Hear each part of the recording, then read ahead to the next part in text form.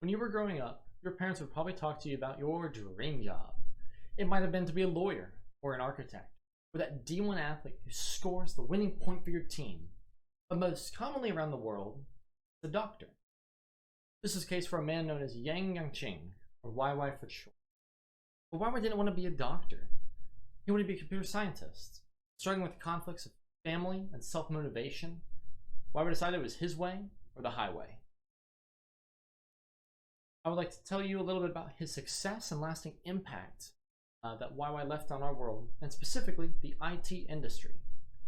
Now, before we talk about YY's impact and success, I want to tell you a little bit how YY actually got into the field of computer science and ultimately changed his life. Now, from an early age, YY's family believes that he should be a doctor.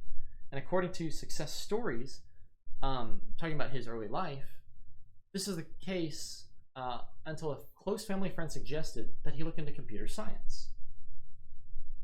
This is enough to sway him and ultimately change his entire career path until he finished his undergraduate and graduate with computer science as his major.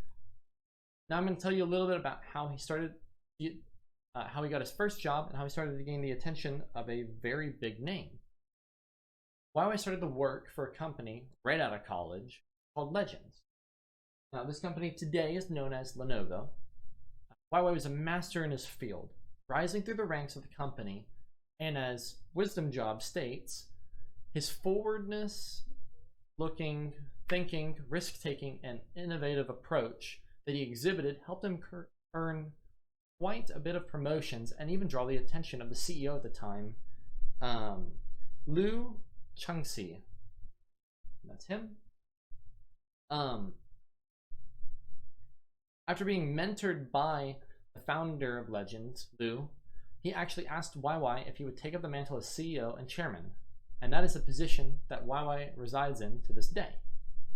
Now I'd like to tell you a little bit about the transformations that YY has actually made for the newfound Lenovo company. Now after reaching the rank of CEO, YY decided to make some big changes, and he started with constructing new business models for Lenovo, which at the time was revolutionary. He had the transaction models for consumers, small and medium businesses for customers, and the relationships model for large enterprise customers.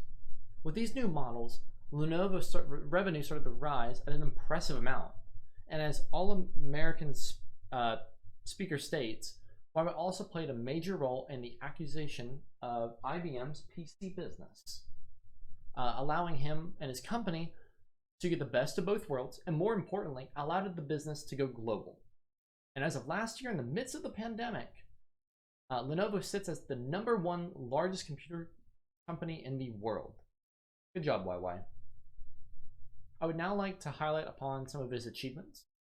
So while YY gained many throughout his years, the most impressive achievement that he had ever earned was the Edison Achievement Award in 2014. While this was 7 years ago and is more impressive then, YY was one of 2 people to actually get this award. The other one was the famous Elon Musk. Now, keep in mind that this was before Teslas were as popular as they are today, and this is about the time that you and I were going into middle school, so we rarely saw them. PC Magazines states that Elon and YY were recognized for their broad contributions to technological innovation. Oh, if they could see where the 2 of them landed, and if they could realize how right they were. Now lastly, I would like to tell you a little bit about what YY has in store for all of us in the coming years. YY believes that Lenovo has a lot of growing to do, which is very ambitious considering that last year it was the biggest computer company in the world. Even according to Raw Tech Wire, YY states that he can't wait to unlock the company's true value. YY has even started to dip his feet into new waters, not just computers, but things such as AR, VR, and wearable technology. Maybe he's jumping on the bandwagon like Apple and Samsung, but why not? If he can be successful with computers, who says he can't make them small and likable?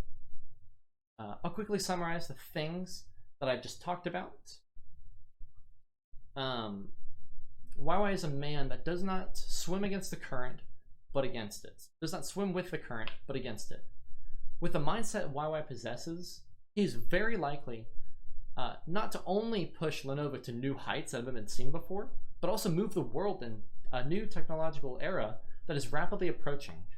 With many people being in the computer science industry, who knows? Maybe he'll guide another to become the next ZZ.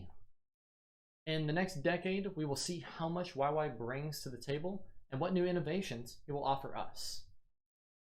This will conclude my speech. I'll open the floor to any question. So they asked, what does YY do with all the extra money that he earns, specifically in like bonuses?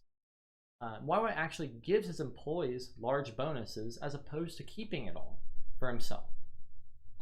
He does that to help keep them motivated and wanting to work as hard. That's why he's only worth 1.3 billion instead of like some of these other massive billionaires who are in the 100 billions. That is all the questions. I will now close the floor. If there are any more questions, please come talk to me after class. Thank you so much.